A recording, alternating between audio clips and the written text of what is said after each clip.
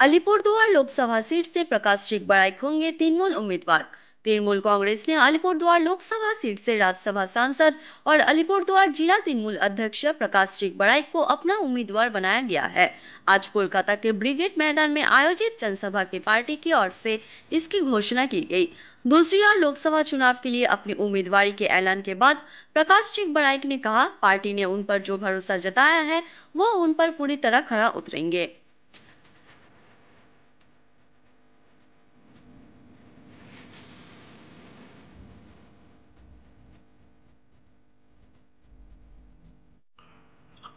माननीय मुख्यमंत्री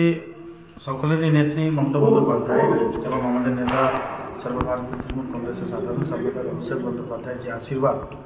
আমার প্রতি আছে, এই আশীর্বাদকে নিয়ে মানুষের যে কাজ, মেহনতি খেটে খাওয়া মানুষের যে কাজ, গরিব মানুষের কাজে মাননীয় মুখ্যমন্ত্রী করেছেন। ডোর টু ডোর আমরা অলরেডি ক্যাম্পেইন করতেছি এবং সর্বোপরি আমাদের টার্গেট থাকবে মানুষের কাজ, মানুষের কী কী কাজ আমরা করেছি বা কী কী সমস্যা মেটাবো। 100 দিনের টাকা বলেন, ঘরের টাকা বলেন, লক্ষ্মী ভাণ্ডারের বেনিফিট বলেন বা আদার সেক্টরে অনেক কিছু কর্মসূচি যেটা রুট লেভেলে হয়েছে, আমি এইটাকে নিয়ে আমরা মাঠে ছিলাম, মাঠে আছি এবং টার্গেট থাকবে প্রত্যেকটা মানুষের জন্য বাড়ি বাড়িতে আমরা পৌঁছাই এবং তৃণমূল কংগ্রেস যে আস্থা আমার প্রতি রেখেছে এই আস্থাকে পূরণ করে